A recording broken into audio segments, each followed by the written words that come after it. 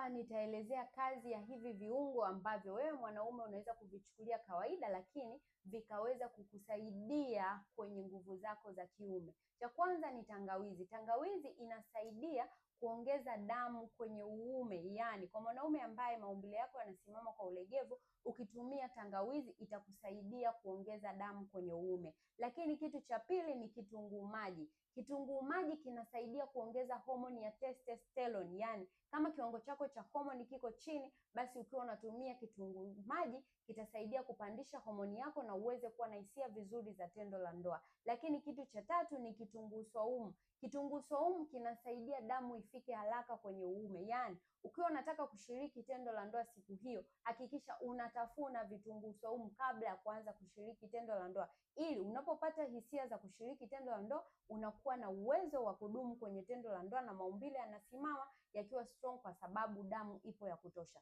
Endapo utatumia vitu hivi na bado changamoto, maumbile yako yanasimama kwa ule, usisite kuwasiliana nami niweze kukusaidia programu ambayo itaenda kuondoa tatizo lako ili uondokane na hiyo changamoto. Kumbuka kuwa usipotumia vyakula kama dawa, utatumia dawa kama chakula ili kuondokana na tatizo.